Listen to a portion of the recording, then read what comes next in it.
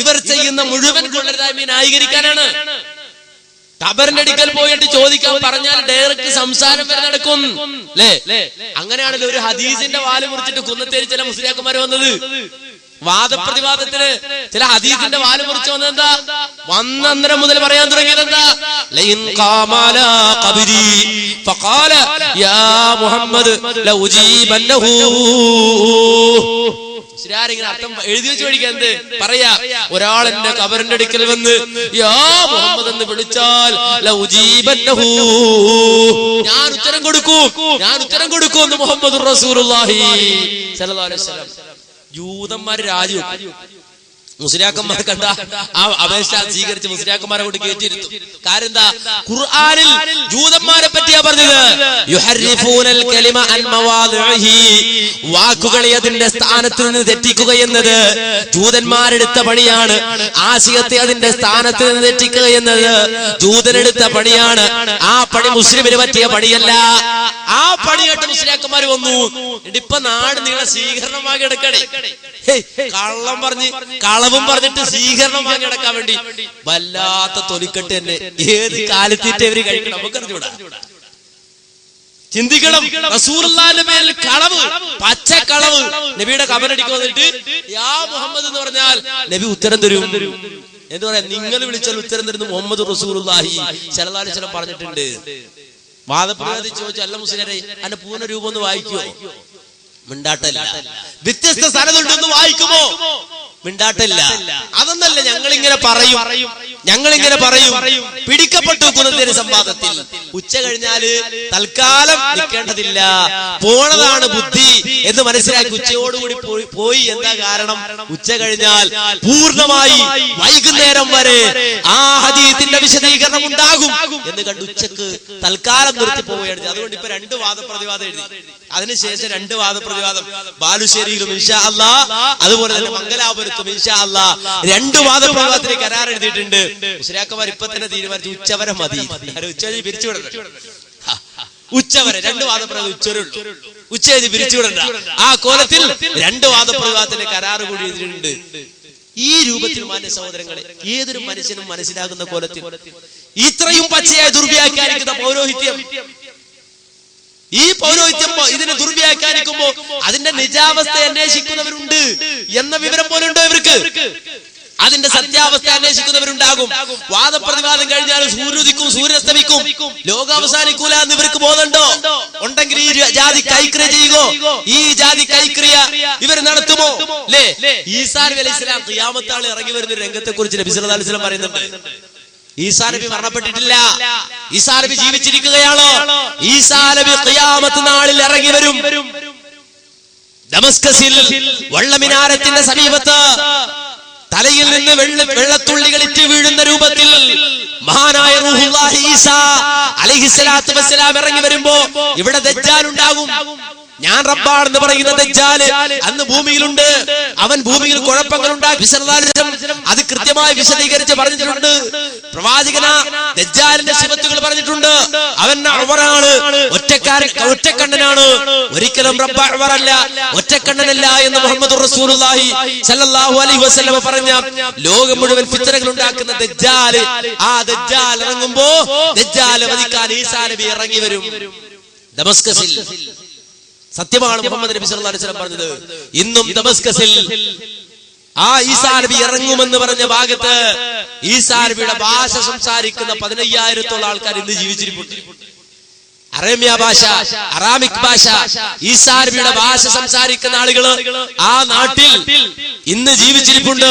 15,000-ഓളം ആളുകൾ. അവിടുത്തെ നഴ്സറി കുട്ടികൾ വരെ അറാമിക് ഭാഷ സംസാരിക്കും. നബി ഇറങ്ങുമെന്ന് പറഞ്ഞ സ്ഥലത്താണ് ഈസാ നബിയുടെ ഭാഷ സംസാരിക്കുന്നവരെന്നുള്ളത് ലോകത്ത്. ആ ഈസാ നബി ഇറങ്ങി വന്നിട്ട് ഈസാ നബി നീതിമാനായ ഭരണാധികാരിയായി വാഴും. ഈസാ നബി നീതിമാനായ ഭരണാധികാരിയാകുമെന്ന് അർത്ഥമല്ല. നബി സല്ലല്ലാഹു അലൈഹി വസല്ലം വിശദീകരിക്കാണ്. ഈസാ നബിയുടെ പേരിൽ സ്ഥാപിക്കപ്പെട്ട കുരിശുകൾ അദ്ദേഹം തകർക്കും, പന്നികളെ അദ്ദേഹം കൊല്ലും, അതുപോലെ തന്നെ പക, ജനങ്ങൾക്കിടയിലുള്ള പക നീക്കിക്കളയും.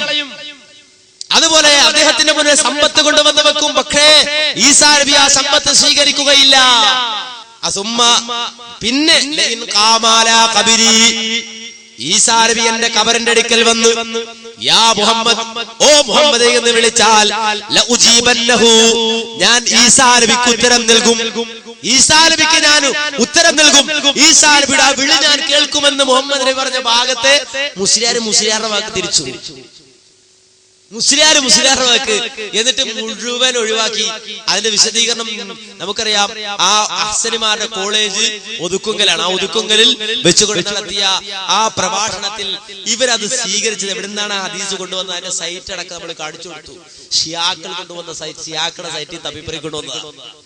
ഷിയാക്കൾ അതെല്ലാത്തിനും വിളിച്ചു പ്രാർത്ഥിക്കാൻ വാ ഹുസൈന വാ ഹുസൈന എന്നൊക്കെ അവർ വിളിക്കുന്ന ആ വിളിക്ക് തെളിവായി ഷിയാക്കൾ ഉദ്ധരിച്ച ഹദീസ്. ആ ഷിയാക്കൾ ഉദ്ധരിച്ചപ്പോ സൈറ്റിൽ ഒരു മര്യാദ കാണിച്ചിട്ടുണ്ട്. ആദ്യം ഈസാ അലൈഹിസ്സലാം ഈസാ ഇബ്നു മറിയം എഴുതി വെച്ചിട്ടുണ്ട്. എന്നിട്ട് കുറെ കുത്തിട്ടിട്ടുണ്ട്. എന്നിട്ട് സുമ്മലയും കാമാന്നുണ്ട്. സുമ്മ അവിടെ ഉണ്ട്. എന്നിട്ട് ഇതിന്റെ ഇടയ്ക്ക് കുറെ വാക്കുണ്ട് എന്ന് അവർ ആ സൈറ്റിൽ ബോധ്യപ്പെടുത്തുന്നുണ്ട്. പക്ഷെ ഇവര് അതും കൂടെ ഒഴിവാക്കി.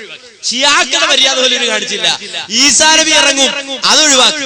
ആ വാചകത്തിൽ സുമ്മ എന്ന വാക്ക് ഒഴിവാക്കി. രണ്ട് ലൈൻ കാമാല കബിരി, ജൂദായിസം എന്നല്ല ഇതിനെ പറയാ. ഈ തനി ജൂദായിസം നടപ്പാക്കിയിട്ട് ആ കുന്നത്തേരി വാദപ്രതിവാദത്തിൽ വിജയിക്കാൻ വന്നത്. പക്ഷെ മുജാഹിദ് പ്രസ്ഥാനം അവിടെ പിടിച്ചിർത്തി. വായിക്കാതിന്റെ സനത് വായിച്ചാൽ ഇല്ലത്ത് ഞങ്ങൾ പറഞ്ഞുതരും. ആ സനദിൽ 2 ഇല്ലത്തുണ്ട്. അതിന്റെ വ്യത്യസ്ത തരത്തിൽ വായിച്ചാൽ അതിന്റെ ഇല്ലത്ത് പറഞ്ഞു തരും. മാത്രമല്ല അവിടെ ഖാമ എന്ന് പറഞ്ഞാൽ അതിന്റെ ഫായിലാണ്. ചോദ്യങ്ങൾ ഒന്നിനു പുറകെ ഒന്നായി ചെന്നപ്പോ മുസ്ലിയാക്കന്മാര് മനസ്സിലാക്കി ഇനി തൽക്കാലം തടിച്ചിലാമത്താക്കണല്ലത്. അങ്ങനെ പോയി എന്റെ CD പ്രദർശനം നടക്കുന്നുണ്ട്. ഇൻഷാ അല്ലാഹ് അതിന്റെ ഭാഗം കൃത്യമായി തന്നെ വാദപ്രതിവാദത്തിന്റെ CD-കൾ ലഭിക്കും. അതിലൂടെ നിങ്ങൾ മനസ്സിലാക്കണം. ഞാൻ പറഞ്ഞു വന്നത് ഈ രൂപത്തിലുള്ള കളവുകൾ പറഞ്ഞിട്ട്, കളവുകൾ സ്ഥാപിച്ചിട്ട് അല്ലാത്തവരെ വിളിച്ചു പ്രാർത്ഥിക്കാൻ തെളിവുണ്ടാക്കണം മുസ്ലിയാക്കന്മാർ. അതിന് നുണ പറയാണ്. കളവുകൾ, എത്ര കളവുകൾ ഇപ്പൊ കേട്ടത്. എന്നിട്ടോ എന്തിനാ ഇവരിത് ചെയ്യുന്നത്? എന്തിനാണ് ചെയ്യുന്നത്? റബ്ബിലേക്കുള്ള മനസ്സ് സൃഷ്ടികളിലേക്ക് തിരിച്ചുവിടാൻ. അള്ളാനെ വിളിക്കുന്ന ഒരാൾ ലോകത്തിൽ ഉണ്ടാകാൻ പാടില്ല. റബ്ബിനെ വിളിക്കുക എന്നുള്ളതിനേക്കാൾ ഉപരി പടപ്പുകളെ വിളിക്കുക എന്നുള്ളതിലേക്ക് മനുഷ്യരെ മാറ്റുക, പരിവർത്തിപ്പിക്കുക. അതാണ് ദീൻ. ഇസ്ലാം എന്ന് പറഞ്ഞാൽ, ദീൻ എന്ന് പറഞ്ഞാൽ പടപ്പുകളിലേക്ക് തിരിയുന്ന ഒരാദർശമാണെന്ന് വരുത്തി തീർക്കുക, അല്ലേ? അഹ്ലുസുന്നത്ത് വൽ ജമാഅത്ത് ദീൻ എന്നൊക്കെ പറയുമ്പോൾ ആളുകൾ എന്ന് പറഞ്ഞാൽ റബ്ബേ, അല്ലാഹുവേ, രക്ഷിതാവേ എന്നിങ്ങനെ വിളിക്കുന്നതിനപ്പുറം മഹാന്മാരെ, മഹത്തുക്കളെ, ശൈഖന്മാരെ, തങ്ങന്മാരെ, മരിച്ചു മൺമറഞ്ഞു പോയവരെ വിളിക്കുന്ന ഒരു അവസ്ഥയിൽ എത്തണം എന്ന നിലപാട്, ആ നിലപാട് സ്വീകരിച്ചുകൊണ്ടാണ് മുസ്ലിയാക്കന്മാർ ആ നിലപാട് സമൂഹത്തിൽ എത്തിക്കുന്നതിന് വേണ്ടിയാണ് ഇജ്ജാതി കളവുകൾ പറയുന്നത്. നിങ്ങളൊന്ന് ആലോചിച്ച് നോക്കൂ, എന്താണ് ഒരു മനുഷ്യന്റെ അവസ്ഥ? റബ്ബിനെ വിട്ടിട്ട് സൃഷ്ടികളിലേക്ക് തിരിഞ്ഞു പോകുമ്പോൾ ഒരു മനുഷ്യന്റെ അവസ്ഥ എന്താണ്? എത്രത്തോളം അതിന്റെ ഒരു ഉദാഹരണം എന്താണ് അവസ്ഥ, അതിന്റെ മാനസികാവസ്ഥ എന്ന് കാണാൻ ബോധ്യപ്പെടുന്ന ഒരു ഉദാഹരണം നമ്മുടെ ചാവക്കാട് റോഡിൽ ഇങ്ങനെ വരുമ്പോ തൃപ്രയാർ എന്ന് പറയുന്ന സ്ഥലമുണ്ട്. ആ തൃപ്രയാർ എന്ന് പറയുന്ന സ്ഥലത്ത് നിന്ന് സ്വന്തം സഹോദരിയെ വിവാഹം കഴിച്ച, സ്വന്തം ബാപ്പക്ക് പിറന്ന സഹോദരി വിവാഹം കഴിച്ച തങ്ങള് എന്ന് പറയുന്ന ഒരാള്, ആ അയാള് വലിയ ശൈഖിന്റെ തരീഖത്തിന്റെ ശൈഖായി അദ്ദേഹം നടത്തുന്ന ഒരു വിളി, ശൈഖ് മുഹീദ്ദീൻ അബ്ദുൽ ഖാദിർ ജീലാനി വിളിക്കും. വലിയ അങ്ങേയറ്റത്തെ വിനയപ്രകടനത്തോടെ മൂപ്പർ വിളി. എന്റെ ആ ബേജാറൊക്കെ കാണിക്കുന്നുണ്ട്. ഇത് സമർത്ഥിക്കാൻ, ഈ ജാതി വിളികളെ സമർത്ഥിക്കാൻ, ഈ ജാതി തേട്ടങ്ങളെ സമർത്ഥിക്കാൻ വേണ്ടിയാണ് ഈ കളവുകൾ മുഴുവൻ മുസ്ലിയാക്കന്മാർ പറയുന്നത്. അതിന്റെ ഉദാഹരണം നിങ്ങളൊന്ന് കണ്ടു. ബഹുമാനപ്പെട്ട വലിയുള്ളാഹി ഷെയ്ഖുനാ ഷെയ്ഖ് ജമാലുദ്ദീൻ അൽ ബഗ്ദാദി റഹ്മത്തുള്ളാഹി അലൈഹി തങ്ങൾ ദുആ ചെയ്യുന്നതിനായി മജ്ലിസിലേക്ക് വരികയാണ്. എല്ലാവർക്കും ദുആയിൽ പങ്കെടുക്കുന്നതിനുള്ള സൗകര്യം വോളണ്ടിയേഴ്സ് ചെയ്തു കൊടുക്കുക. അസ്സലാമു അലൈക്കും.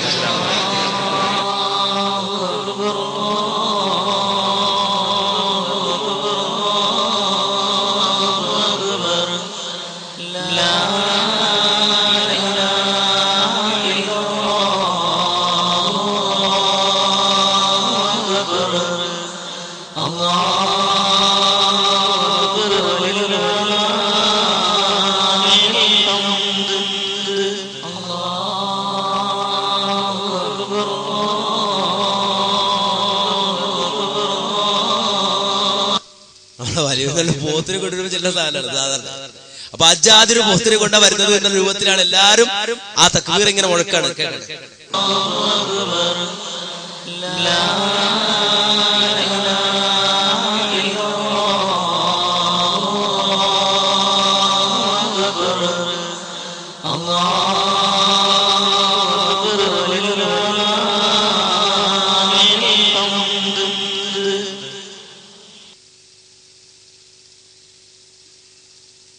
يا كتب الملائكة والإنس والجن يا كتب البر والبحر يا كتب المشرق والمغرب يا كتب السماوات والأرض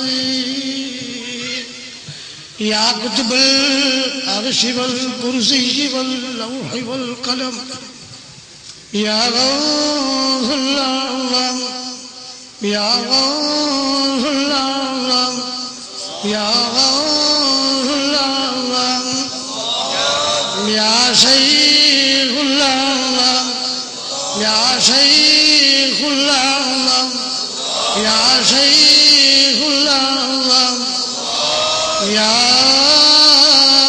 أستاذ الأعظم يا إمام الأعظم يا إمام الدين يا إمام المتقين يا سلطان العارفين. കണ്ടോ വിളിക്കന്നെ. എന്നിട്ട് ഇതിന് തെളിവുണ്ടോ? ഈ വിളിക്ക് തെളിവുണ്ടോ എന്ന് ചോദിച്ചാലോ ഉണ്ട്. എവിടെ? രാമായണത്തിൽ. എവിടെ തെളിവ്? രാമായണത്തിൽ. രാമായണം മതി. ഇത് വിളിക്കാൻ തെളിവ് രാമായണം മതി. ഖുർആനും സുന്നത്തും വേണ്ട. ആരെ തെളിവുണ്ടായി കൊടുക്കുന്നത്?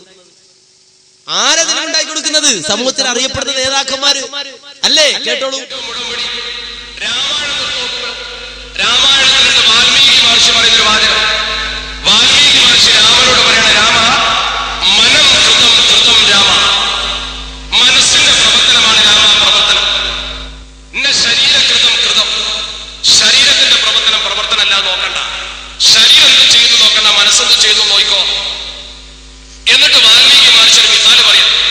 വാൽമീകി രാമനോട് പറയാം, ഏനെ ആലിംഗതേ കാന്താൽ തേനെ ആലിംഗതേ സിത, നീ നിന്റെ ഭാര്യയെ ഇങ്ങനെ കെട്ടിപ്പിടിക്കൊല്ലോ, അതിനുവേണ്ടി നീ ഉപയോഗപ്പെടുത്തുന്ന ആ കയ്യുണ്ട്, ആ കൈ കൊടുക്കുന്ന സിത, നിന്റെ മകളെയും നീ ആലിംഗനം ചെയ്യുന്ന ആ കൈയുണ്ട്. മകളെ കെട്ടിപ്പിടിക്കുന്നതും ഭാര്യ കെട്ടിപ്പിടിക്കുന്നതും ഒരേ കൈയുണ്ടാണ്. പക്ഷെ രണ്ട് കെട്ടിപ്പിടുത്തത്തിനും ഒരു വ്യത്യാസം ഇല്ലേ? മനസ്സിലൊരു വ്യത്യാസം. മൊയ്തീൻ ഷേഖ് തങ്ങളെ എന്ന് വിളിച്ചാൽ മൊയ്തീൻ ഷേഖ് പഠിച്ചോണാ നമുക്ക് വിശ്വാസം ഇല്ലല്ലോ. അള്ളാന്ന് വിളിച്ചാലുള്ള വിശ്വാസം വേറെ തന്നെയല്ലേ? രണ്ടും രണ്ടാ. ഒന്ന് അള്ള കൊടുത്ത കഴിവുകൊണ്ട് കാക്കാനും ഒന്ന് അള്ളാന്റെ കഴിവുകൊണ്ട് കാക്കാനും എന്ന വ്യത്യാസം. അപ്പൊ ഇത് രണ്ടൊന്ന് ഭാര്യയെ കെട്ടിപ്പിടിക്കുന്ന തനിക്ക് വാൽമീകിയുടെ തെളിവ് മതി, ഖുർആൻ ഹദീസ് വേണ്ട തന്നെ. കണ്ടോ? വാൽമീകിയുടെ തെളിവ് മതി, ഖുർആൻ ഹദീസും വേണ്ട. കണ്ടോ? അപ്പൊ അമ്പലക്കടവ് രാമായണം കൂടി. അത് നമ്മൾ പറഞ്ഞല്ല. അമ്പലക്കടവിന് രാമായണം മതി, അത് ഖുർആൻ ഹദീസ് ഓതണ്ട. നമ്മളാണ് പറഞ്ഞത് അല്ല, രാമായണം മതി, ഖുർആൻ ഹദീസും വേണ്ട. എന്താ രാമായണത്തിലുള്ളത്? മനം കൃതം കൃതം രാമ, ഇന്ന ശരീരം കൃതം കൃതം, ഇന്ന താക്കീതിന് വേണ്ടിയുള്ളതാണ്. അപ്പൊ ഇന്ന താക്കീതിന്റെ ആ ഇന്ന ചേർത്ത് അറിവും ചേർത്ത് പറഞ്ഞാണ് ഇന്ന ശരീരം കൃതം കൃതം. അതുകൊണ്ട് രാമായണം പറഞ്ഞത് മതീത. ശരീരത്തിന് ചെയ്തിയല്ല രാമ ചെയ്തി, മനസ്സിന്റെ ചെയ്തിയാണ് രാമ ചെയ്തി.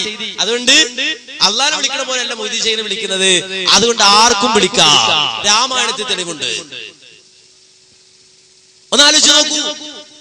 ഈ രൂപത്തിൽ മനുഷ്യ സമൂഹത്തെ ശിർക്കിലേക്ക് കുഫറിലേക്ക് പോകാൻ ഗൗരവം തിരിച്ചറിയണം. ആ തിരിച്ചറിഞ്ഞ പ്രസ്ഥാനം മുജാഹിദ് പ്രസ്ഥാനമാണ്. ഇനി നിങ്ങളൊരു കാര്യം, എന്റെ മാന്യ സഹോദരങ്ങൾ, ഗ്രൂപ്പ് ആ ചിന്തയോടെയല്ല, ആത്മാർത്ഥമായി ഒരു നിമിഷം ആലോചിക്കും. സ്വസ്ഥമായൊന്ന് ചിന്തിക്ക്, ആത്മാർത്ഥമായൊന്ന് ചിന്തിക്ക്, ഗ്രൂപ്പുകൾക്ക് അതീതമായൊന്ന് ചിന്തിക്ക്. ഒരു നിമിഷം സ്വസ്ഥനായ സ്വതന്ത്രനായ ഒരു മനുഷ്യനായി നിന്നൊന്ന് ഒരു നിമിഷം ഒന്ന് കേൾക്ക്. സ്വതന്ത്ര മനുഷ്യൻ, ആ സ്വതന്ത്രനായ അള്ള നൽകിയ ഫിത്രത്തോടെ ഒരു സെക്കൻഡ് നിന്നൊന്ന് ചിന്തിക്ക്. എന്താണ് വല്ല തെളിവുമുണ്ടോ ഈ വിളിക്കാൻ? അള്ളയില്ലാത്തവരോട് ഇങ്ങനെ തേടാൻ വല്ല തെളിവുമുണ്ടോ? ഒരു ഉഹുദ് കണക്കെ പിന്നെ ഭക്ഷണം കൂട്ടിയിട്ട് അന്നം കൂട്ടിയിട്ട് ആ അന്നം പ്രതീക്ഷിച്ചപ്പുറത്ത് നിന്നുകൊണ്ട് അള്ളയില്ലാത്തവരെ വിളിക്കുമ്പോ, അള്ളയില്ലാത്തവരോട് പ്രാർത്ഥിക്കുമ്പോ എന്ത് തെളിവാണുള്ളത്? എന്ത് തെളിവാ സമർത്ഥിക്കാനുള്ളത്? ഇതൊരു മുസ്ലിയാരോട് ചോദിച്ചു, എന്ത് തെളിവുണ്ട്? സാന്നിധ്യത്തിലില്ലാത്ത ഒരാളോട് തേടാൻ പ്രാർത്ഥിക്കാൻ വല്ല തെളിവുമുണ്ടോ? മരിച്ചവൻ പറഞ്ഞു പോയ സാന്നിധ്യത്തിലില്ലാത്ത ഏതെങ്കിലും ഒരു വ്യക്തിയോട് പ്രാർത്ഥിക്കാൻ വല്ല തെളിവുമുണ്ടോ എന്നൊരു പണ്ഡിതനോടൊരു ചോദ്യം. ഞാൻ പറയുന്നു ആത്മാർത്ഥമായി, ഗ്രൂപ്പുകൾക്ക് അതീതമായി ഒരു മുസ്ലിം എന്ന നിലക്ക് സ്വതന്ത്രമായി നിന്നുകൊണ്ടെന്ന് കേൾക്കണം. ആ പണ്ഡിതൻ നൽകിയ മറുപടി നിങ്ങൾ കേൾക്കാൻ പോകുന്നു. ആ മറുപടി നിങ്ങളൊന്ന് കേട്ടിട്ട് നിഷ്പക്ഷമായി നിങ്ങളൊന്ന് വിലയിരുത്തി. എന്താണ് അദ്ദേഹം നൽകുന്ന മറുപടി? ആ ചോദ്യത്തിന് ഉത്തരവൊന്ന് കേട്ടു. ഖുറാനിൽ പ്രവാചകന്മാരുടെ ഒരുപാട് പ്രാർത്ഥനകളുണ്ട്. ആദം നബി അലൈഹി സ്വലാത്തു വസ്സലാം പ്രാർത്ഥിച്ചത് റബ്ബനാ ദലംനാ അൻഫുസനാ തുടങ്ങിയ പ്രാർത്ഥന, അതുപോലെ തന്നെ റബ്ബനാ ലാ തുസിഗ ഖുലൂബനാ, അതുപോലെ തന്നെ റബ്ബനാ ഹബ്നാ മിൻ അസ്വാജ്, ഇത്തരം പ്രാർത്ഥനകളെല്ലാം ഖുറാൻ പ്രവാചകന്മാരുടെ ഒരുപാട് പ്രാർത്ഥനകൾ ഖുറാനിലുണ്ട്. അപ്പോൾ ഇതുപോലെ പിന്നെ അതിലെല്ലാം റബ്ബന അല്ലെങ്കിൽ അല്ലാഹുമ്മ എന്ന് തുടങ്ങിയ പ്രാർത്ഥനയാണ്. എന്നാൽ റസൂലുള്ളാഹി സ്വല്ലല്ലാഹു അലൈഹി വസല്ലം മുൻകഴിഞ്ഞു പോയ ആളുകളുടെ അസാന്നിധ്യത്തിൽ, മറ്റുള്ള അസാന്നിധ്യത്തിൽ അവരോട് നേരിട്ട് പ്രാർത്ഥിച്ചതായിട്ട് ഖുർആനിൽ ഒരായത്തുണ്ട്. അസാന്നിധ്യത്തിൽ രാത്രി എന്ന് വ്യാഖ്യാനിക്കാനാണ് അല്ലെ? മനസ്സിലായി. എന്നാൽ മഹാത്മാക്കളാണെങ്കിൽ അവർക്ക് വിശ്വാസികളെ സംബന്ധിച്ചിടത്തോളം അസാന്നിധ്യം എന്നും ഒന്നില്ല.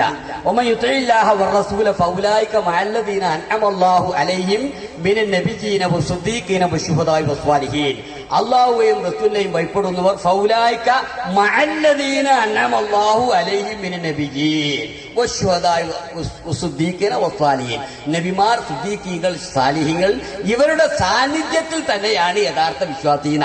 അതുകൊണ്ട് ഒരു യഥാർത്ഥ വിശ്വാസിയെ ഇവരുടെ അസാന്നിധ്യത്തിൽ നിന്ന്, ഇവരുടെ അസാന്നിധ്യം ഒരു യഥാർത്ഥ വിശ്വാസിയെ സംബന്ധിച്ചിടത്തോളം ഇല്ല എന്നുള്ളതാണ് വ്യക്തം. കണ്ടോ? ഒരു ആയത്തോതിയിട്ട് പച്ചയായി ദുർവ്യാഖ്യാനിക്കാണ്. അസാന്നിധ്യത്തിൽ എന്നത് ഒരു വിശ്വാസിക്കില്ല. നബിമാർ അസാന്നിധ്യത്തിലല്ല, നബിമാർ എപ്പോഴും സാന്നിധ്യത്തിലുണ്ട്. അതുപോലെ തന്നെ സ്വാലിഹീങ്ങളുടെ അസാന്നിധ്യത്തിലല്ല, അവരുടെ സാന്നിധ്യത്തിൽ തന്നെയാണ്. അതിന് തെളിവെന്താ? فأولئك مع الذين أنعم الله عليهم من النبيين والصديقين والشهداء والصالحين وحسن أولئك رفيقا. വിശുദ്ധ ഖുർആനിലെ ആയത്ത് സൂറത്തുൻ നിസായിലെ ആയത്ത് ഓതുകയാണ്. ആരെങ്കിലും അല്ലാഹുവിനും അവന്റെ റസൂലിനും വഴിപ്പെട്ടാൽ അള്ളാഹു അനുഗ്രഹിച്ചവരോടൊപ്പമായിരിക്കും. മിനൻ നബിയ്യീന വസ്സുദ്ദീഖീന വശുഹദാഇ വസ്സാലിഹീൻ. അതായത് നബിമാരോടൊപ്പം, സിദ്ദീഖുകളോടൊപ്പം, ശുഹദാക്കളോടൊപ്പം, സ്വാലിഹുകളോടൊപ്പം. വഹസുന ഉലൈക റഫീഖാ. അവരെത്ര നല്ല ചങ്ങാതിമാരാണ് എന്ന് ഖുർആൻ ചോദിക്കുന്ന ആയത്ത് ഓതിയിട്ടാ മുസ്ലിയാർ പറയുന്നത്. പ്രവാചകന്മാര് സാന്നിധ്യത്തിലുണ്ട്, അതുകൊണ്ട് അവരെ വിളിക്കാം, സാന്നിധ്യത്തിലുണ്ട്. മാന്യ സഹോദരങ്ങളെ, എത്ര നാളുകളായി ആയത്ത് നമ്മൾ കേൾക്കുന്ന ഇങ്ങനെ ഒരു വ്യാഖ്യാനം കേട്ടോ, ഇങ്ങനെ ഒരു അർത്ഥം കേട്ടോ? നമ്മുടെ കൂടെ പ്രവാചകന്മാരുണ്ട് ഇപ്പോൾ എന്നതിനാണോ ഈ ആയത്ത് തെളിവ്? പ്രവാചകന്മാർ നമ്മുടെ അടുത്തുണ്ട് എന്നതിന് തെളിവാണോ ഈ ആയത്ത്? പ്രവാചകന്മാരുമായി നമുക്ക് സംസാരിക്കാം എന്നതിന് തെളിവാണോ നമ്മുടെ ഈ ആയത്ത്? പ്രവാചകന്മാർ നമ്മോടൊപ്പം നമ്മുടെ വീട്ടിൽ കിടന്നുറങ്ങുന്നുണ്ട് എന്നതിന് തെളിവാണോ ഈ ആയത്ത്? പ്രവാചകന്മാർ നമ്മോടൊപ്പം വീട്ടിൽ നമ്മോടൊപ്പം ഭക്ഷണം കഴിക്കുന്നുണ്ട് എന്നതിന് തെളിവാണോ ഈ ആയത്തല്ല? ഈ ആയത്ത് അവതരിക്കുന്നത് തന്നെ മഹാനായ സൗബാൻ റളിയല്ലാഹു അൻഹു റസൂലുള്ളാഹിയുടെ അടുക്കൽ വന്നിട്ട് നബിയോട് പറയുകയാണ്, പ്രവാചകരെ, അങ്ങേ ഞാൻ അങ്ങേയറ്റം ഇഷ്ടപ്പെടുന്ന വ്യക്തിത്വമാണ്. റസൂലെ, അങ്ങേ ഞാൻ ഒരുപാട് സ്നേഹിക്കുന്നുണ്ട്. അങ്ങനെ റസൂലുള്ളാഹി അങ്ങേയറ്റം സ്നേഹിച്ച സൗബാൻ റളിയല്ലാഹു അൻഹു അദ്ദേഹം ഇതാ ഓരോ ദിവസങ്ങൾ കഴിയുന്തോറും, ഓരോ ദിനങ്ങൾ കൊടിയുന്തോറും ക്ഷീണിച്ച് ക്ഷീണിച്ച് ക്ഷീണിച്ച് വരുമ്പോ ഒരിക്കൽ നബി സല്ലല്ലാഹു അലൈഹി വസല്ലം സൗബാൻ റളിയല്ലാഹു അൻഹുവിനോട് ചോദിക്കുന്നല്ല, സൗബാൻ, എന്തേ നീ ക്ഷീണിക്കാനുള്ള കാരണം? എന്തേ നീ ക്ഷയിക്കാനുള്ള കാരണം? നീ വല്ലാതെ ക്ഷീണിച്ചിട്ടുണ്ടല്ലോ. ആ സമയത്ത് സൗബാൻ റളിയല്ലാഹു അൻഹു കരയുകയാണ്, റസൂലുള്ളാഹിയുടെ മുഖത്ത് നോക്കി കരയുകയാണ്. എന്നിട്ട് പറയുന്നു, യാ റസൂലല്ലാഹ്, അല്ലാഹുവിന്റെ പ്രവാചകരെ, ദിവസങ്ങളായി ഒരു ചിന്ത എന്റെ മനസ്സിനെ അലട്ടുന്നുണ്ട്. ആ ചിന്ത മറ്റൊന്നുമല്ല, അല്ല പ്രവാചക, ഈ ലോകത്ത് ജീവിക്കുമ്പോ അങ്ങയൊന്ന് കാണണമെന്ന് വിചാരിച്ചാൽ, അങ്ങയുടെ ചാരത്തണയണമെന്ന് വിചാരിച്ചാൽ ഓടി വരാനേ സൗബാന് കഴിയുമല്ലോ നബിയെ. അങ്ങയുടെ മുന്നിൽ വന്ന് അങ്ങയെ കാണാൻ കഴിയുമല്ലോ കഴിയുമല്ലോ നബിയെ. എന്നാൽ നാം മരിച്ചാലോ മരണപ്പെട്ടാലോ സ്വർഗത്തിലെത്തിയാൽ അങ്ങ് അഷ്റഫുൽ ഖൽഖാണ്, ഖാതിമുൽ അംബിയ ആണ്. അങ്ങ് സ്വർഗത്തിന്റെ അത്യുന്നതമായ മേടകളിലായിരിക്കുമല്ലോ നബിയെ. എന്നാൽ ഈ സാധുവായ സൗബാൻ ആ സ്വർഗത്തിന്റെ ഏറ്റവും താഴെയോ ഏതെങ്കിലും ഒരു കോണിലോ ആയിരിക്കുമല്ലോ. ആ സമയത്ത് അങ്ങയൊന്ന് കാണാൻ വിചാരിച്ചാൽ അങ്ങയുടെ സമീപത്ത് വരാൻ ഈ സാധുവായ സൗബാന് കഴിയില്ലല്ലോ. ആ സ്വർഗത്തിൽ അങ്ങയുടെ അടുത്തെത്താൻ ഈ സൗബാന് കഴിയില്ലല്ലോ എന്ന് ആലോചിക്കുമ്പോ അങ്ങയെ കാണാതിരിക്കുന്ന അവസ്ഥയോർത്തിട്ടാണ് ഞാൻ ക്ഷീണിച്ചു പോയത് റസൂലേ എന്ന് സൗബാൻ റളിയല്ലാഹു അൻഹു പറയുമ്പോ മഹാനായ സൗബാൻ റളിയല്ലാഹു അൻഹുവിനെ ആശ്വസിപ്പിക്കാൻ വാക്കുകളില്ലാതെ പ്രവാചകനാകെ വിഷമിക്കുന്ന സന്ദർഭത്തിൽ മുഖറബുൽ അംലാക്ക് മലക്ക് ജിബ്രീൽ അലൈഹിസ്സലാത്തു വസ്സലാം ഇറങ്ങി വന്നുകൊണ്ട് ഓതിക്കൊടുക്കുകയാണ്, സൗബാൻ പ്രയാസപ്പെടണ്ട കേട്ടോ, ഈമാനുള്ളവരെ പ്രയാസപ്പെടണ്ട കേട്ടോ. വമൻ യുതിഇല്ലാഹ വറസൂൽ, ആര് അല്ലാഹുവിനെ അനുസരിക്കുന്നു അവന്റെ പ്രവാചകനെ അനുസരിക്കുന്നു, ഫൗലായിക മഅല്ലദീന അൻഅമല്ലാഹു അലൈഹിം النبيين والصديقين والشهداء والصالحين. അല്ലാഹുവിനും അവന്റെ റസൂലിനും വഴിപ്പെട്ട സമൂഹം അവർ പ്രവാചകന്മാരോടൊപ്പമാണ്, സിദ്ദീഖുകളോടൊപ്പമാണ്, ശുഹദാക്കളോടൊപ്പമാണ്, സാലിഹുകളോടൊപ്പമാണ്. എവിടെ? ഈ ലോകത്താണോ? അല്ല, ഫിൽ ജന്ന, അങ്ങ് സ്വർഗത്തിൽ. ആ സ്വർഗത്തിൽ പ്രവാചകന്മാരോടൊപ്പം സൗബാൻ നിങ്ങൾക്ക് ജീവിക്കാം. നിങ്ങൾ അല്ലാഹുവിനെ അനുസരിച്ചാൽ, അവന്റെ പ്രവാചകനെ അനുസരിച്ചാൽ സിദ്ദീഖുകളോടൊപ്പം സ്വർഗത്തിൽ കഴിയാം, ശുഹദാക്കളോടൊപ്പം സ്വർഗത്തിൽ കഴിയാം, സ്വാലിഹുകളോടൊപ്പം സ്വർഗത്തിൽ കഴിയാം. പരസ്പരം കാണാം, പരസ്പരം സംസാരിക്കാം, പരസ്പരം കെട്ടിപ്പുണരാം, പരസ്പരം സന്തോഷങ്ങൾ പ്രകടിപ്പിക്കാം. സ്വർഗത്തിൽ പ്രവാചകനെ കാണാൻ സൗബാനെ നിങ്ങൾക്ക് തടസ്സമുണ്ടാവുകയില്ല എന്ന് പഠിപ്പിച്ച ആയത്താണ്. അത് നേരെ ആശയം മാറ്റി അല്ലാത്തവരെ വിളിക്കാൻ സാന്നിധ്യത്തിലുണ്ട്, ഗജാന്തരമുണ്ട് ആ വ്യാഖ്യാനങ്ങൾ. എന്തിനാണ് ഇത് വ്യാഖ്യാനം? അള്ളാന്റെ ഖുർആനല്ലേ മാന്റെ സഹോദരങ്ങളെ. എത്ര വലിയ പണ്ഡിതനാണെങ്കിലും അള്ളാന്റെ ഖുർആൻ കോട്ടിമാട്ടിയാലോ, അള്ളാന്റെ ഖുർആൻ തെറ്റിദ്ധരിപ്പിച്ചാലോ, അതിന്റെ വ്യാഖ്യാനത്തിൽ തെറ്റിച്ചാലോ, എന്നിട്ട് ശിർക്ക് സ്ഥാപിച്ചാലോ, ഖുർആൻ കൊണ്ട് ശിർക്ക് സ്ഥാപിച്ചാലോ, മാന്യ സഹോദരങ്ങളെ ചിന്തിക്കാതിന്റെ ഗൗരവമാലോചിക്കണം. വാശിയല്ല, വൈരാഗ്യമല്ല, പടപ്പുറപ്പാടല്ല, അതൊക്കെ മരിച്ചാൽ തീരും. ഈ വാശി വൈരാഗ്യമൊന്നും മരിച്ചാ പിന്നെ ഉണ്ടാവൂല. അത് ആരാണേലും, AP ആണേലും, EK ആണെങ്കിലും, സംസ്ഥയാണേലും, സംസ്ഥാനമാണേലും, ടൈഗർ ആണേലും, മുജാഹിദ് ആണേലും, അതുപോലെ തന്നെ ജമാഅത്തെ ഇസ്ലാമി ആണേലും മരിച്ചിട്ട് വാശി പിടിക്കാൻ ഒരാൾക്കും കഴിയൂല. മരിച്ചാൽ ആർക്കും വാശി പിടിക്കാൻ കഴിയില്ല. മരിക്കണത് വരെ വാശിക്കുള്ളൂ. അതുകൊണ്ട് മാന്യ സഹോദര, മരിക്കുന്നതിന് മുമ്പ് ചിന്തിക്കണം, ആലോചിക്കണം, സ്വന്തമായി ഒന്ന് അവലോകനം ചെയ്യണം. എന്താണ് ഞാൻ വിശ്വസിച്ചിട്ടുള്ളത്? എന്താണ് എന്റെ റബ്ബിനെ കുറിച്ച് ഞാൻ കരുതുന്നത്? എന്താണ് എന്റെ റബ്ബിൽ ഞാൻ പ്രതീക്ഷ അർപ്പിക്കുന്നത്? എന്താണ് എന്റെ വിശ്വാസം? ലാ ഇലാഹ ഇല്ലല്ലാഹ് അനുകൂലമാണോ? ഇത് ചിന്തിക്കണം. അതോ അബൂജഹലിന്റെ വിശ്വാസമാണോ? അബൂജഹലിന്റെ വിശ്വാസമാണോ എന്റെ വിശ്വാസം? അബൂബക്കർ സിദ്ദീഖ് റളിയല്ലാഹു അൻഹു വിശ്വാസമാണോ എന്റെ വിശ്വാസം? ചിന്തിക്കണം. അബൂബക്കർ സിദ്ദീഖ് റളിയല്ലാഹു അൻഹു അല്ലാഹുവിനോട് മാത്രം പ്രാർത്ഥിക്കണമെന്ന് പറഞ്ഞു. അബൂജഹലോ അല്ലാഹുവിനോട് പ്രാർത്ഥിക്കുക, അല്ലാത്തവരോട് പ്രാർത്ഥിക്കാതെ. ആ വ്യത്യാസം മനസ്സിലാക്കണം. അത് പലർക്കും മനസ്സിലായിട്ടില്ല. ഇതാ മുജാഹിദിന് വാശി കൊണ്ട് പറയാന്ന് ചിലരുടെ വിചാരം. അത് മുജാഹിദിന് എന്തോ വാശി കൊണ്ട് പറയാന്ന് ചിലർ തെറ്റിദ്ധരിച്ചു. അതുകൊണ്ട് സ്വസ്ഥമായ ഒരു മുസ്ലിയാർ തന്നെ ആ ഭാഗം വിശദീകരിക്കുന്ന നന്നായി ഒന്ന് കേൾക്കുക, ആത്മാർത്ഥമായി ഒന്ന് കേൾക്കുക. വിശ്വാസത്തിന്റെ അന്തരം, അബൂജഹലിന്റെ വിശ്വാസവും മുഅ്മിനിന്റെ വിശ്വാസവും മുഹമ്മദ് റസൂലുള്ളാഹിയുടെ വിശ്വാസവും തമ്മിലുള്ള അന്തരം ഒരു മുസ്ലിയാർ തന്നെ വിശദീകരിക്കട്ടെ. അതൊന്ന് സ്വസ്ഥമായി നമ്മൾ കേൾക്കുക. ലാ ഇലാഹ ഇല്ലല്ലാഹ്, സർവ്വ ആധിപത്യങ്ങളും അല്ലാഹു തആലാക്ക് മാത്രം. മുഹമ്മദുർ റസൂലുള്ളാഹ്, സർവ്വ നായകത്വം മുഹമ്മദ് മുസ്തഫാക്ക് മാത്രം. മാത്രം എന്ന പ്രയോഗത്തിന് വലിയ പ്രസക്തിയുണ്ട്. ഖുറൈശിക്കൂട്ടത്തെ വെറുപ്പിച്ച ഏറ്റവും വലിയ വാക്ക് മാത്രം എന്ന പ്രയോഗമാണ്. അല്ലാഹു ഉണ്ട് എന്ന പ്രയോഗം ഒരിക്കലും ഖുറൈശികൾക്ക് വെറുപ്പുണ്ടാക്കുന്ന വാക്കല്ല. അല്ലാഹു ഉണ്ട് എന്ന പ്രയോഗം ഖുറൈശികൾക്ക് വെറുപ്പുണ്ടാക്കിയിരുന്നില്ല. അല്ലാഹു മാത്രമേ ഉള്ളൂ എന്ന് മുഹമ്മദ് മുസ്തഫ പറഞ്ഞതാണ് ഖുറൈശികൾക്ക് സഹിക്കാൻ പറ്റാതെ പോയത്. അല്ലാഹു ഉണ്ട് എന്ന് പറയാൻ പ്രവാചകന്മാരുടെ ആവശ്യമില്ല. പ്രവാചകന്മാരില്ലാത്ത കാലഘട്ടത്തിനും അല്ലാഹുവിനെ അംഗീകരിച്ചവരായിരുന്നു ജനം. എല്ലാ കാലഘട്ടവും പരിശോധിച്ച് നോക്കി. നൂഹ് നബി അലൈഹി സ്വലാത്തു വസ്സലാമിന്റെ കാലഘട്ടം പരിശോധിച്ച് നോക്കി. അല്ലാഹു ഉണ്ട് എന്ന് അംഗീകരിച്ച സമൂഹത്തിനാണ് അല്ലാഹുവിനെ പരിചയപ്പെടുത്തി കൊടുക്കുന്നത് നൂഹ് നബി. ഇബ്രാഹിം നബിന്റെ കാലഘട്ടത്തിനും അല്ലാഹു ഉണ്ട് എന്ന് അംഗീകരിച്ചൊരു സമൂഹത്തെ അല്ലാഹ് ഇല്ലാന്ന് പറഞ്ഞിട്ട് സമൂഹം പ്രവാചകന്മാരെ കാലഘട്ടത്തിൽ ഉണ്ടായിട്ടില്ല. അള്ളാഹുവിനെ പരിചയപ്പെടുത്തി കൊടുക്കാൻ നബിമാരാരും വന്നിട്ടില്ല. നബിമാരാരും അള്ളാഹിനെ പരിചയപ്പെടുത്തി കൊടുക്കാൻ വന്നിട്ടില്ല. നമ്മളങ്ങനെ തെറ്റിദ്ധാരണ വന്നു പോയിട്ടുണ്ട്. മുഹമ്മദ് മുസ്തഫ തങ്ങൾ വന്നത് അള്ളാഹിനെ പരിചയപ്പെടുത്തി കൊടുക്കാനാണ്. വല്ലാഹി തമ്പുരാനെ തന്നെയാണ്, സത്യമല്ല. കാരണം ഖുറൈശികൾക്ക് അള്ളാഹിനെ നന്നായിട്ട് അറിയാം. ഖുറൈശികൾക്ക് അള്ളാഹുവിനെ നന്നായിട്ട് അറിയാം. നമുക്ക് എല്ലാവർക്കും അറിയുന്ന ഒരു വിഷയല്ലേ മുഹമ്മദ് മുസ്തഫ സല്ലല്ലാഹു അലൈഹി വസല്ലം തങ്ങളുടെ ബാപ്പാന്റെ പേരെന്താ? എന്താ എന്താ പറഞ്ഞോളി? അബ്ദുള്ള എന്നല്ലേ?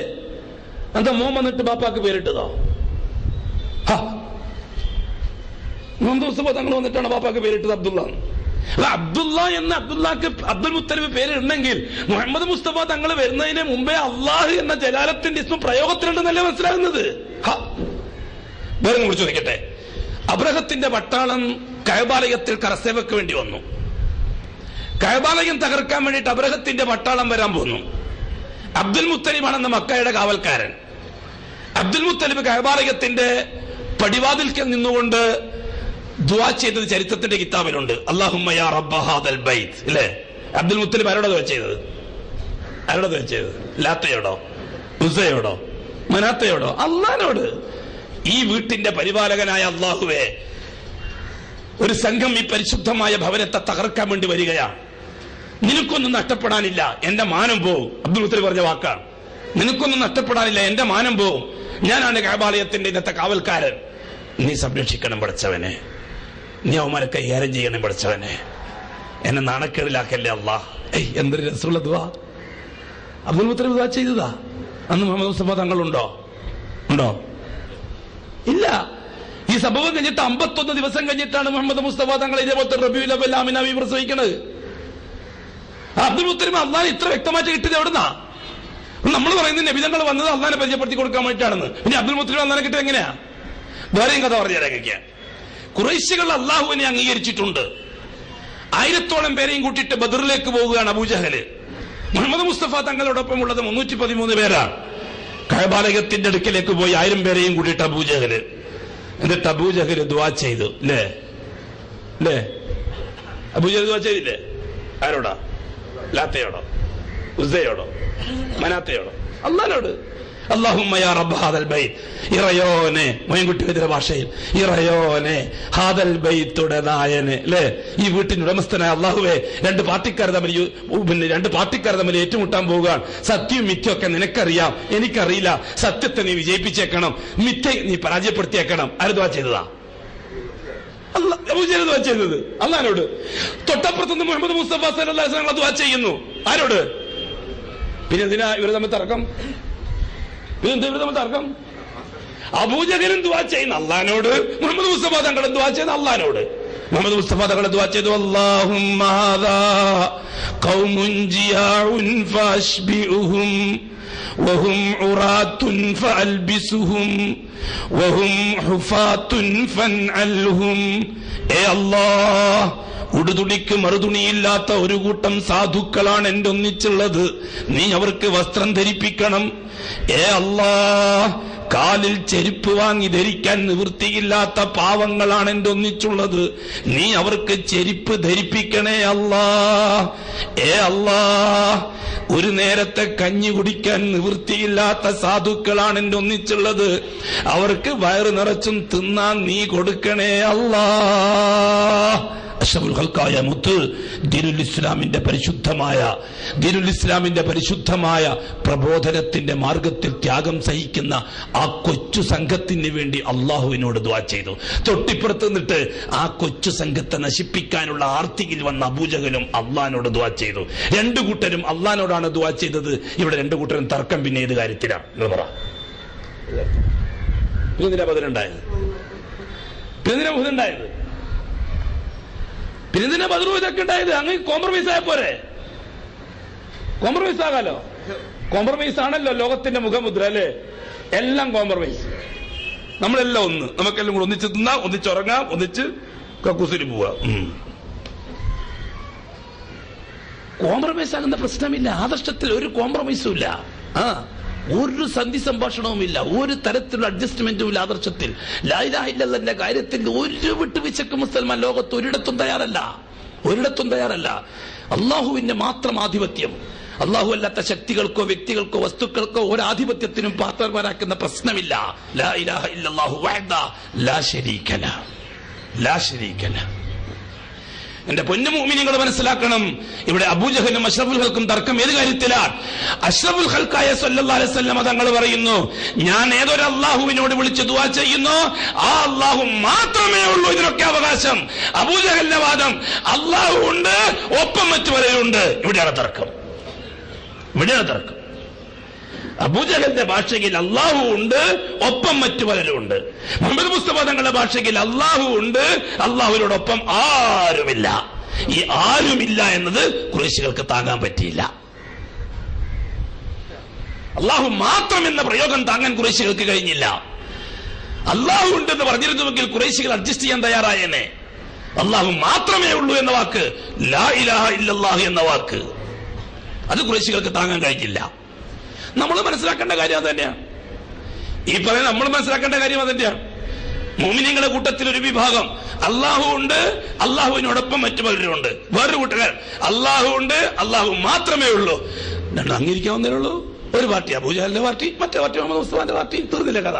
കൂടുതൽ ചർച്ച എന്തിനാ, കൂടുതൽ സംവാദം എന്തിനാ? ആണോ? സംഗതി തീർന്നല്ലോ, ഒറ്റവാക്കി തീർന്നു.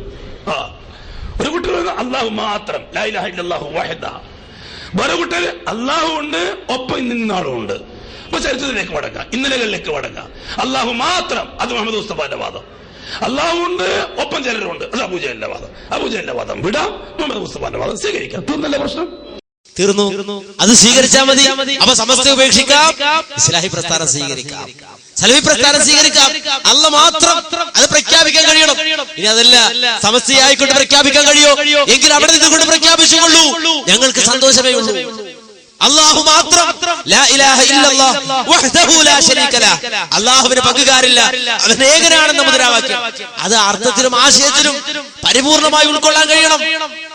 അത് പ്രഖ്യാപിച്ചാൽ പിന്നെ അല്ലാഹു അല്ലാത്തവരോട് ഇസ്തിആദത്തില്ല, അഭയാർത്ഥനയില്ല, അഭയാർത്ഥന പാടില്ല. ഖുൽ അഊദു ബിറബ്ബിന്നാസ് മലിക്കിന്നാസ് ഇലാഹിന്നാസ്. പറയൂ ജനങ്ങളുടെ നാഥനോട്, ജനങ്ങളുടെ രക്ഷിതാവിനോട്, ജനങ്ങളുടെ ഇലാഹിനോട് ഞാൻ അഭയം ചോദിക്കുകയാണ്. ഖുൽ അഊദു ബിറബ്ബിൽ ഫലഖ് മിൻ ശർരി മാ ഖലഖ്.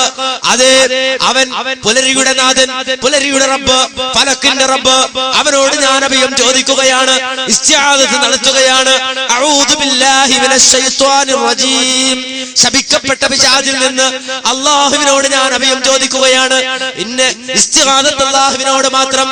ലാ ഇലാഹ ഇല്ലല്ലാഹ് എന്ന് പ്രഖ്യാപിച്ചാൽ, ലാ ഇലാഹ ഇല്ലല്ലാഹു വഹ്ദഹു ലാ ശരീക ലഹു എന്ന് പ്രഖ്യാപിച്ചാൽ ഇസ്തിആദത്ത് റബ്ബിനോട് മാത്രം, അല്ലാഹുവിനോട് മാത്രം പ്രാർത്ഥന.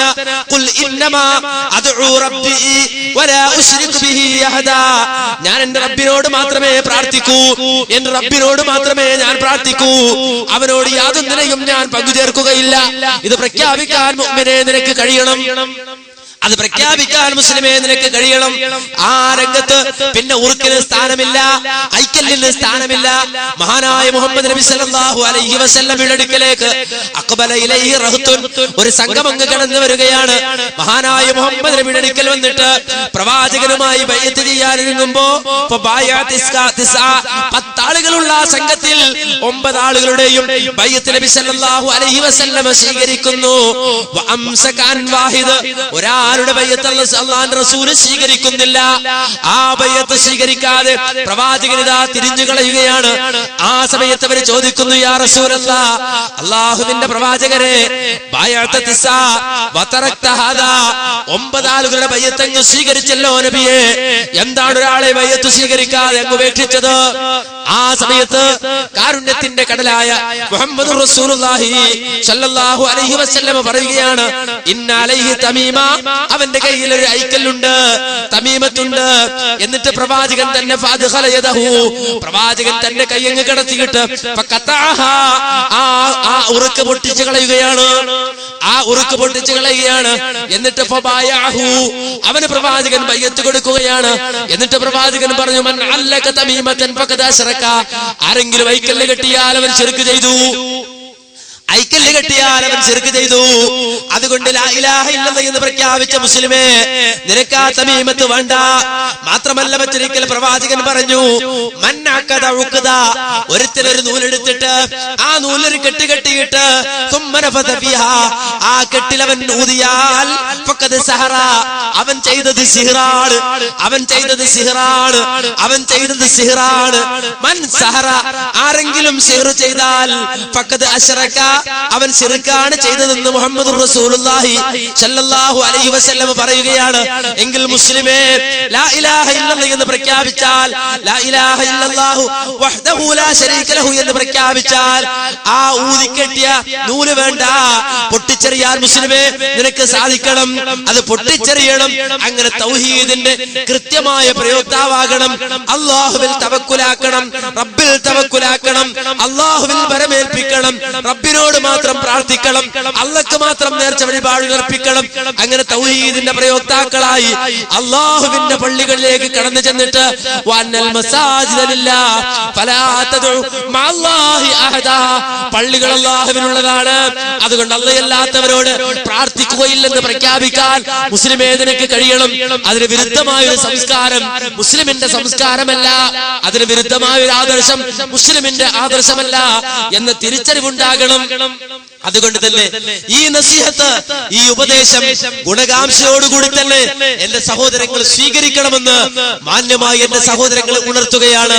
റബ്ബ് സുബ്ഹാനഹു വ തആല അതിന് നാം ഏവരെയും അനുഗ്രഹിക്കുമാറാകട്ടെ. ഈ സംസാരത്തിൽ ആർക്കെങ്കിലും വേദനയുണ്ടാക്കുന്ന ഏതെങ്കിലും തരത്തിലുള്ള പരാമർശങ്ങൾ വന്നു പോയിട്ടുണ്ടെങ്കിൽ റബ്ബിന്റെ ദീനിന്റെ പേരിൽ മാപ്പാക്കണമെന്ന് അപേക്ഷിച്ചുകൊണ്ട് എന്റെ വാക്കുകൾ ഞാൻ അവസാനിപ്പിക്കുകയാണ്. റബ്ബനാ ആതിനാ ഫിദ്ദുനിയാ ഹസന വഫിൽ ആഖിറതി ഹസനത وقنا عذاب النار ربنا تقبل منا إنك أنت السميع العليم وتب علينا إنك أنت التواب الرحيم ربنا اغفر لنا ولإخواننا الذين سبقونا بالإيمان ولا تجعل في قلوبنا غلا للذين آمنوا ربنا إنك رؤوف رحيم والحمد لله رب العالمين. السلام عليكم ورحمة الله وبركاته.